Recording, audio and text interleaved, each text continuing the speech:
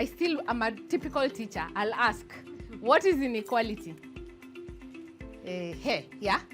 Inequality is the unequal or unjust distribution of resources among members of a community or a society. Why must we address inequality? So the first thing is that the way social, economic, and political benefits are shared in a society reflects how fair a society is. So it's the right thing to do, basically. So this is some work we did, the inequality work we did, and we were looking at Kenya's inequalities to the world level. In fact, I don't think, anyway, if you give me their emails, I could send you a video we did of the story of a gem. A gem is from Turkana County, and a gem was born in Loima, and Loima is the most disadvantaged ward of all of them. And then what happens? If you, let me try and squeeze my eyes. If you read this, she's 2 times disadvantaged of something, 15 times, 13 times, 4 times, 3 times, 63 times, 100% to get electricity, as in all her life, just because she's been born in Loima. It means that you are going to be working this many times to catch up with an average Kenyan. And an average Kenyan does not access much. You understand what I mean? Not the richest or the best, an average Kenyan. Okay? And we are going to see specific examples. I did some work with in Kenya around with young people. And this one, I told you, in policy making, I've done a report for 3,000 pages, then I realized no one will read it. So I do one cartoon to represent the 3,000 pages. So this is a summary of the conversation we had in northern Kenya. And this guy was telling us, I have just come from Al-Shabaab, the other side in Somalia, and I'm a member of Al-Shabaab. So of course I'm like, why would you do something like that? And he says, let me tell you, first of all, here, anyone from northern Kenya or knows the answer, just keep. How do you know someone is a Kenyan? ID? The vaccination. Right? What else? She doesn't have. The accent, huh? How else? How else do the police tell that you're a Kenyan? How else? Huh? Kiswahili. Now imagine if you grew in rural Kenya. But if you speak Kisomali, you might as well be a Somali from Somalia. You understand? The other one is, wewe, hauna nywele ngumu, toka hapa, we si Kenya. So what happens? If you are born in northern Kenya, you may not have had the BCG like her. Why? Because perhaps it was, you are born like when they were moving around because of drought, isn't it? Perhaps, and most likely, the delivery was done by a traditional attendant, which means they will not be going to hospitals. So these guys are constantly being harassed. Now, if you have to justify your identity, what happens? Chances are that you are constantly not going to be able to get.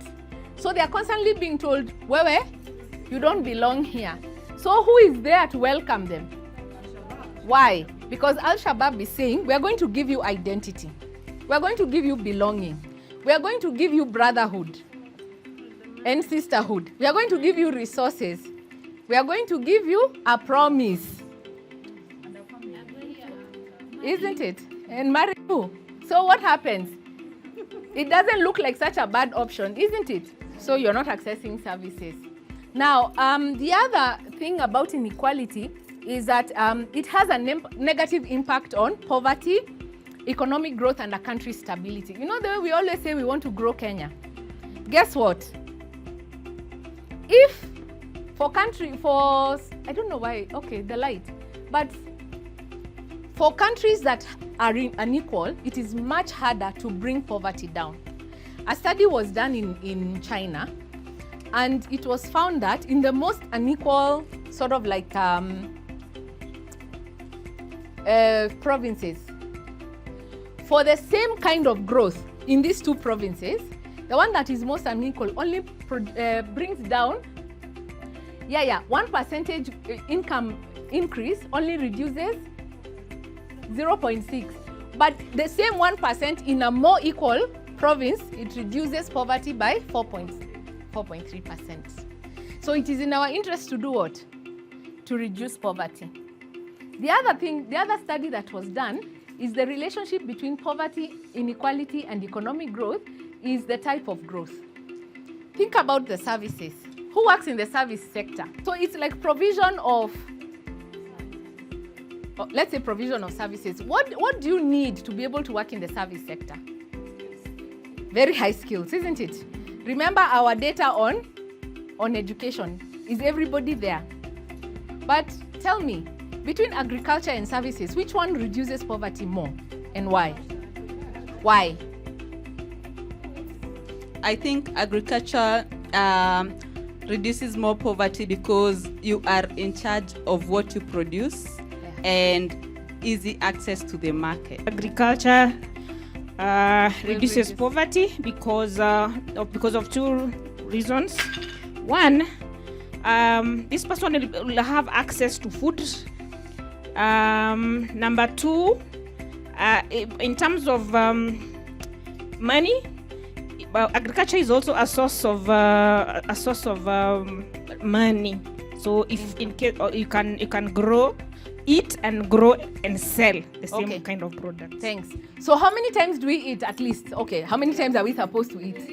So if you're running a food business, chances are that if there's no competition, you're going to sell, right? Yes. Think about a service like selling shoes, customer care.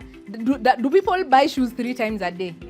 Do you see the difference? So you're likely to make more money. Now, does every household buy shoes every so often? No. What does that mean? That if every household in Kenya, assume ideal situation, 46 million people are eating 3 times a day, how much money should be circulating? Do you see the point? Compared to a service that is needed every so often. Okay? So the point to make is there are some sectors that will reduce inequality more than others. So countries that have grown and are now developed started with the agrarian revolution.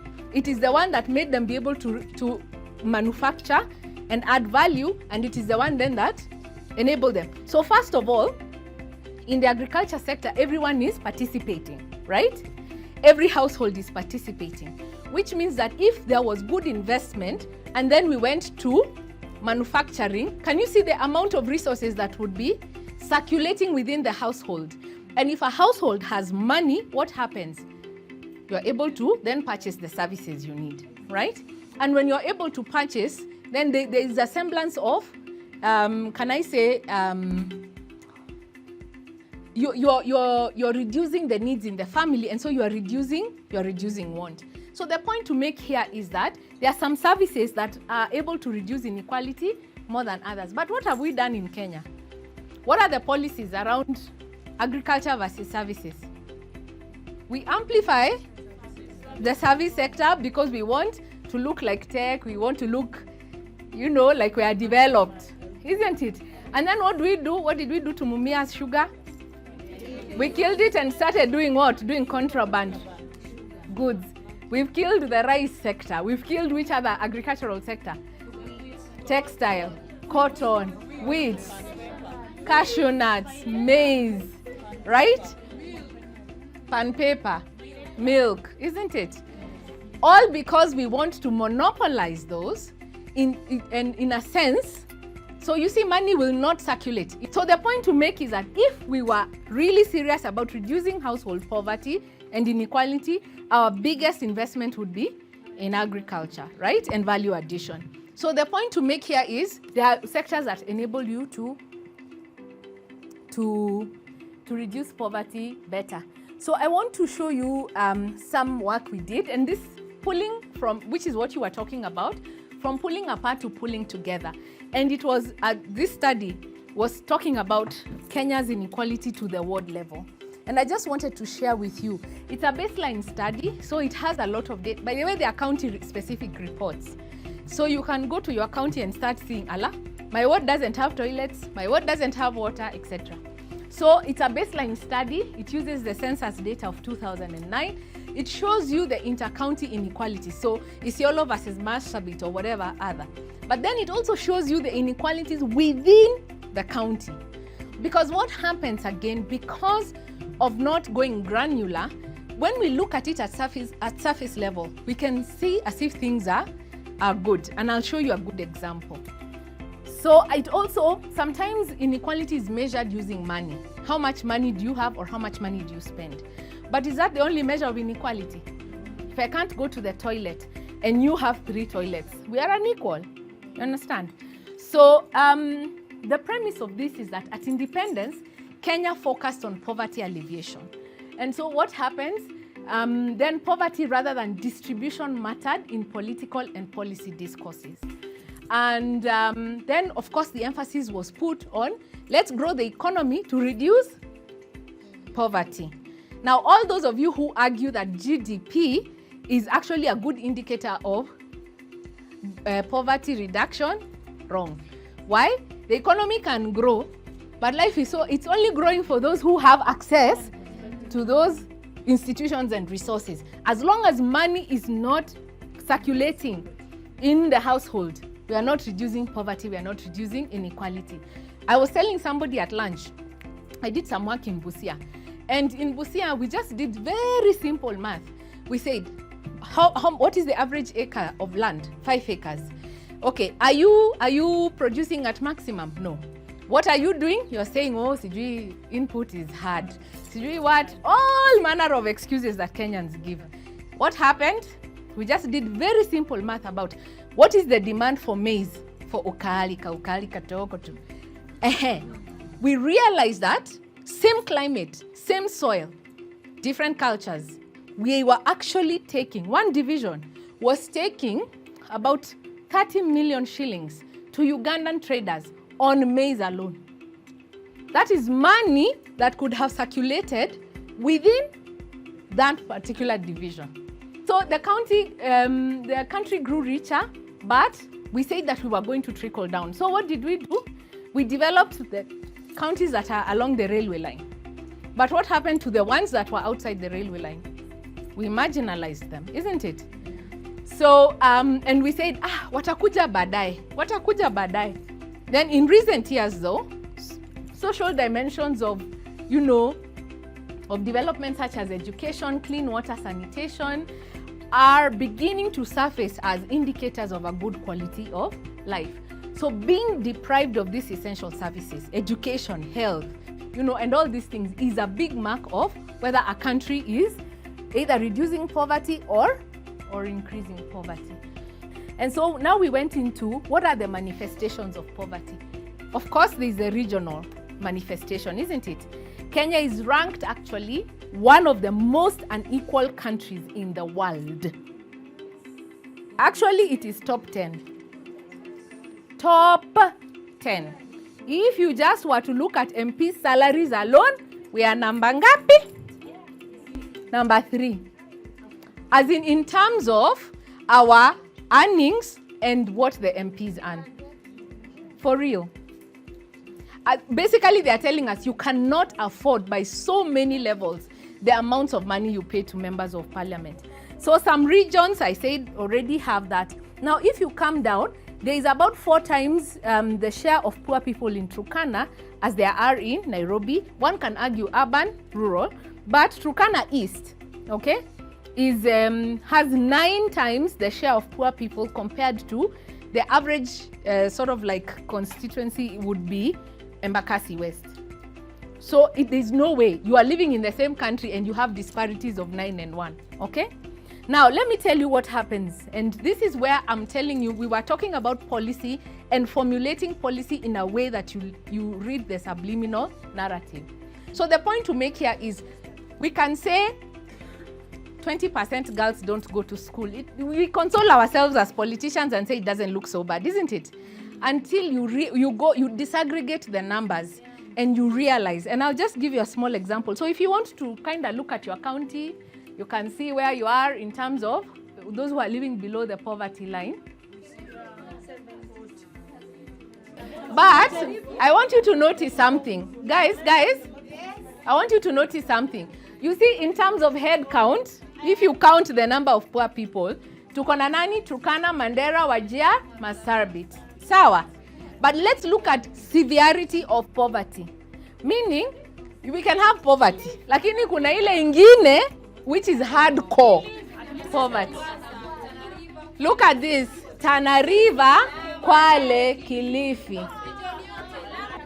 The point to make is definitions. You understand? If you just look at, and I actually talked to a lady who used to be the chair of Maendeleo ya Wanawake. She's Katindi. Umeniweka huko poor person. Let me ask you a question. Uko na ngamia ngapi? Of course, none. She said she had about, let's say 10 camels. Each camel is how much? The big ones, 100K. So 100 times, hers were like 70. How much money is that? 70 even. 700. Akuna. Do 100,000 times 70 camels. 7 million. And then she said, but you judge me as poor because you look at the roofing of my house is not tiled. Sijui anga sijui there. Sina gari. I don't eat. I don't spend 1,500 per month. Yeah. But if you measure other things, you're able to actually tell who's really poor in the country. The point to make is, you guys, if you ever go into policy making processes, make sure you are going below the surface. When it comes to inequality, counties with the greatest inequalities are Tana River, Kwale, Kilifi, etc. Most unequal counties, Turkana, Narok, if you're measuring other things, and most unequal counties by income, you'll see Narok, West Pokot, Bomet, and Nandi. Now let's look at socioeconomic. And socioeconomic here just means, let's look at money, just money, okay? There's what we call in economics quintiles. So you divide, let's say a population of 100, divide them by about 5 income groups. So there are those who are able to spend about 7,200 and above, and the lowest spends 1,400 and below. So the calculations are made on the basis of what would you need, yani to survive, yani ile ya bare minimum. So you can see in Kenya, you can see there are few people who earn like 35%. And by the way, these numbers don't lie. If you go to there's a report that Central Bank does called Financial Access. If you see the number of people that pay taxes in this country or who earn a wage for their work, imagine they're less than 30%. Kenya mzima. So there's a lot of money, there's a lot of money circulating in the informal economy, which is not being captured. But the point to make is, imagine, in urban areas, 121 times, that's the level of inequality. The monthly household consumption share in Kenya is 3.6 times that of the first quintile. But in urban areas, compare the first quintile to the last one, the first meaning the poorest to the richest. In urban areas, it's 121 times, Nairobi 690, Mombasa 75, Kiambu 22. Again, what we are saying, too many disparities, okay? Let's go to education. This is a bit easier to understand. Mnafikirianga watu Kenya wamesoma? Imagine, just because you have a secondary education, imagine in Kenya, in 21st century, 25% of people have zero education, a quarter of the population.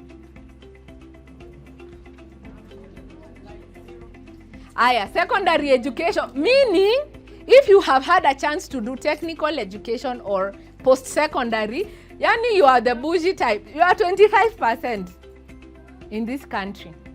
Actually, campus, those who have had an opportunity to go to campus are only 8%. 8.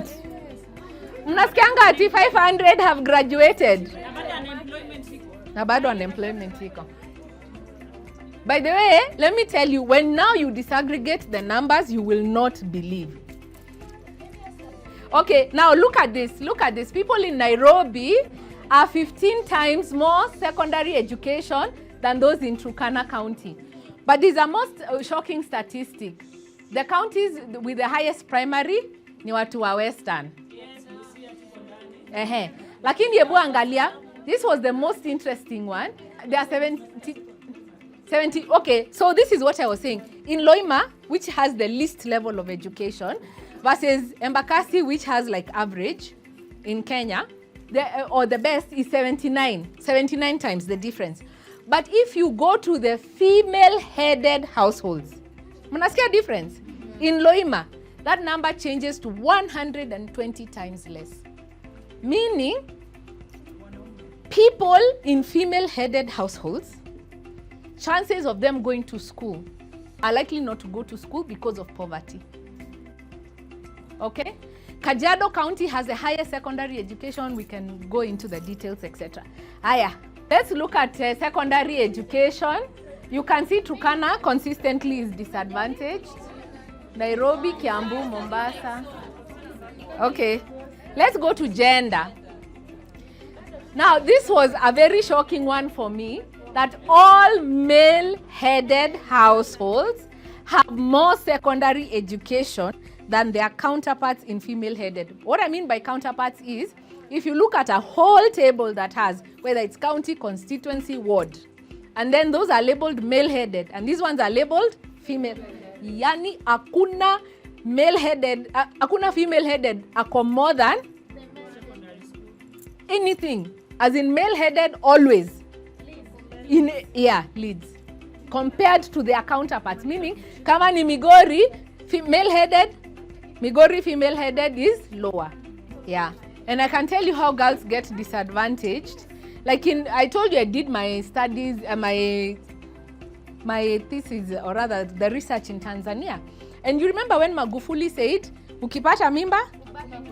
Hakuni. And it was both for boys and girls. But you know how it manifested unequally? What happens? Usually in those relationships, who makes you pregnant? The cowboy is from where? Siniapo do neighborhood. Sindio? So what happens? Now, for the boy, there's nothing written, you made someone pregnant, right? But so for the girl, she can't go because it's clear you're pregnant. But then the family, in fact, the ruling was the boy has to be taken to court and jailed. But what happened? Because you're neighbors. Yeah, families meet, they exchange goats, and the boy goes back to school. And you girl, you're left, never going back. So the inequalities just blew up because of that. And in Kenya, that's an example. Then the share of people with secondary education, you can see the numbers again, quite high. Let's look at something very interesting I came across. Now, we are all here because of a political reason, isn't it? And if you look at historically in Kenya, these are the total number of elected MPs, okay? Since 1963 to 2012, 100. Let's look at the number of women in parliament. They've been 3.1%, okay? Number of women nominated, 1.4. So in total, ni 4.5. So which means before the new constitution, kutoka 1963 hadi 2012, representation yetu imekuwa 4.5%. And then for the men was 95.5%. Guess what the new constitution did? Okay, and I caution those people who say women are underrepresented. It is true, but I think you need to make this statement with a caution. After we got the new constitution and there were what we call inclusive policies, right? For example, women rep means that yani kuna kiti yenu na hakuna mtu anaweza ichukua unless you say a woman. Nilisikia mwingine akisema si lazima ukuwe mwanamke. Si ndio? So anyway, but look at this. In 2013, okay, skiza. In 2013 elections, what happened? Let's listen. In 2013 elections, what happened? These are the positions, the elective positions, whether it's a member of National Assembly, etc., governor, etc. So the men occupied 1743, okay? Now the ones that were young men were only 46. Young means 18 to 35. So if you count the percentage, you'll find it's 2.6% of young people. You understand? Of young men. But let's look at the females. 839, okay? But the female youth were 398. 393. What does that mean? That actually the young women constituted 47% of all the women that were elected or nominated because of inclusive policies. And what we are saying, there are people who say affirmative action is bad, but this affirmative action of saying that we have an inclusive constitution actually got more young people, first of all, for the first time, into elective positions. But compare the men and the women. Young women did a good job, almost 50%. Are you seeing the power of inclusive policies? So this is usually very controversial, and I want to test you guys. This is positions in government by ethnic group. So let me tell you how it is calculated. This is the population itself, proportion of the population, and this is the ones in government positions. So it means the Kalenjin are about 13%, but in government they form 17%. Okay, Kikuyus 17, but they are 21%. Now I'm sure somebody is thinking, this woman is just preaching hatred. Me now, I'm two facts. No, it's true. But we are saying, if for equity to work, okay, the basic should be that if we are, the proportion is this, then the proportion should be similar. Unaelewa? So let's look at the effectiveness of our solution. There's a book that has just come out that I did a chapter on, and it's talking about how you can then, guys, you can put policy to address an issue and it completely flops. But on the surface, it looks like it's working. The chapter that I wrote was talking about the Women Enterprise Fund. How many of you have heard of Women Enterprise Fund? Do you think it's working or it's not? It's not.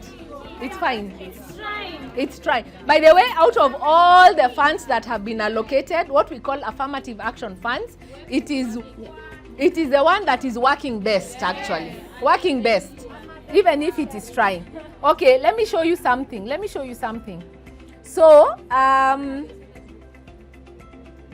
now, out of the analysis that we did, we were looking at whether it truly, because it's an affirmative action fund, right? It is very clear about its mandate is to help women start or establish their enterprises.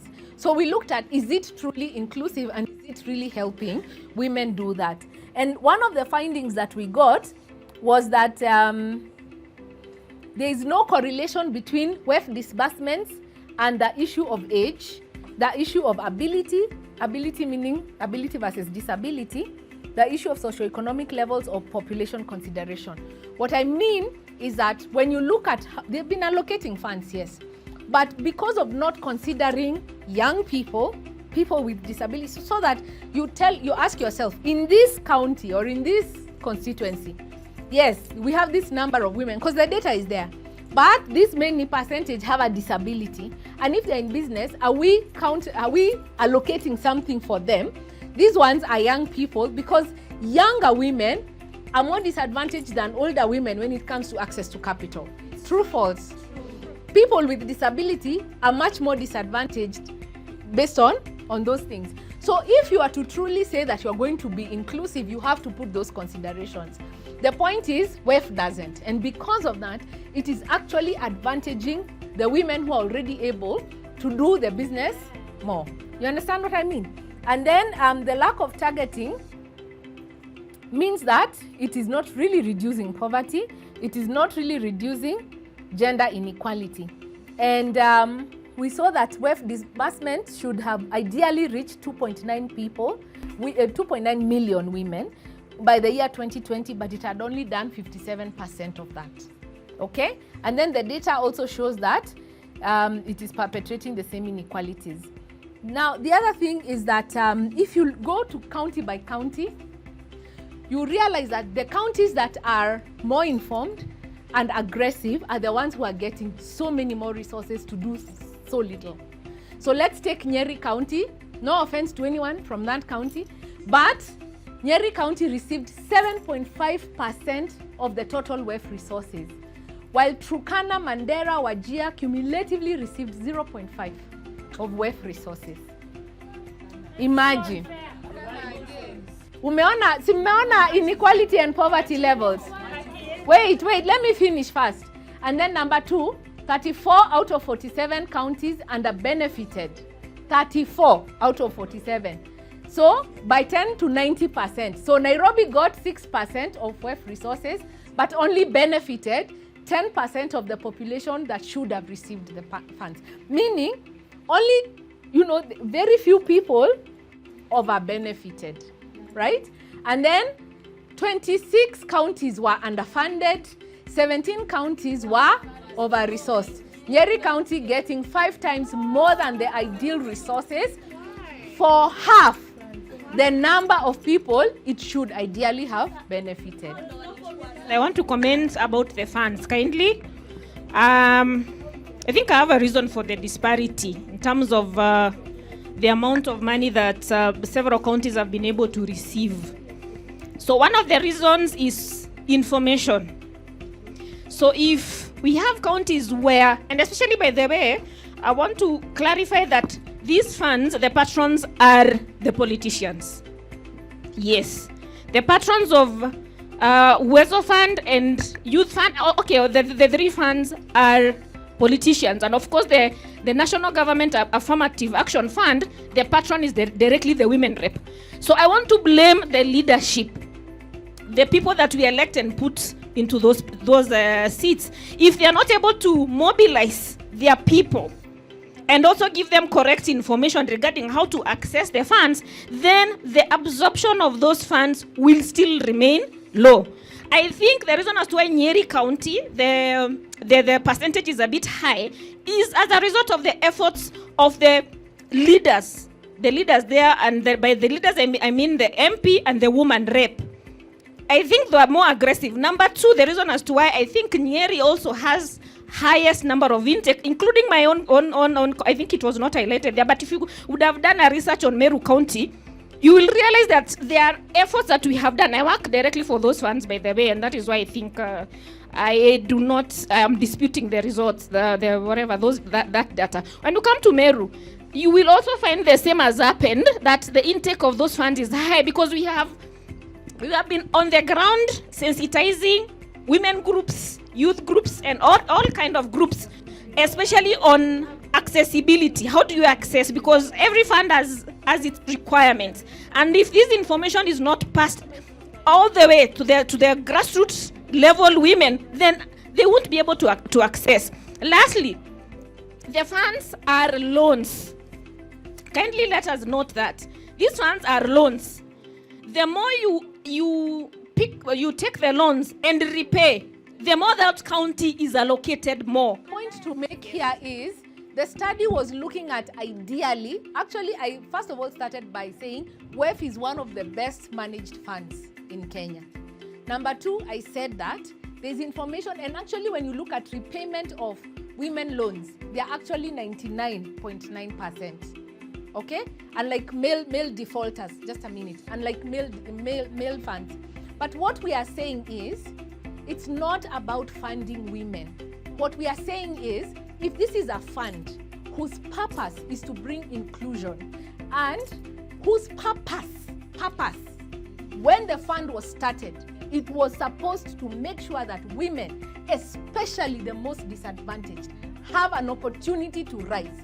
How is it that we are giving the most marginalized counties 0.5, and how is it that others, even if it is a matter of information? My point is very simple. Let me tell you. No, listen, my point is very, very simple. My point is, it is not enough to let women know. Those people who are disabled must be given. You remember our stools? Our stools are saying, for the 1 minute you spend with this one who is able, spend 10 minutes with the one who's not able. Okay? For the ones who are illiterate or are poor, they may not come to those offices and to those barazas. Go look for them, give them more time, and enable them to get those resources. Let everybody have that information, and then say, we gave everybody the same chance, but they did not take it. That is the point I'm making. Underfunded means they are Yeah. willing to take If I'm an MP and I come to a baraza, The woman in Loima, Kotalukro Bay, is she in that church? She's not going to be in that church. Where can I find her? All right? No, let me just finish. And this is the question of justice that I'm talking about. That it is not about access. We must structure these things to make sure that every person is able to benefit. Now let's go to the issue of justice. Okay? And the issue of justice talks about social justice. And social justice is, listen, because we can sit here and do everything politically correct. I'm telling you, we will do this and we will still maintain the same inequalities. Everyone deserves equal political, economic, social opportunities, regardless of race, of gender, of religion. Okay? Number 2, we are saying we must distribute. Distributive justice is important. So we've talked about social justice. We've talked about distributive justice. Okay? I will leave that there. Enable the allocation of resources in society. We must then ask ourselves, these things, are they contributing to the fair treatment of people and the environment? There's restoration. The ones who have defaulted, are we finding a way of making sure there is restoration and corrective justice? And then the issue of retribution, there's the issue of procedure, and etc. You understand what I mean? So we cannot, I'm telling you, if you have been in my class, this is where I become something else. By the way, if you have been in my class, you cannot do the politically correct thing of saying you went and distributed resources. Tell me how you targeted those ones who are lower than the others. Then you can have a debate with me. Sawa. Yeah, and you guys, I'm holding you accountable. I am holding you accountable. It is not about saying we allocated, I don't know how many millions to how many people. Show me how you targeted the poorest in society. Sawa. Thanks, guys.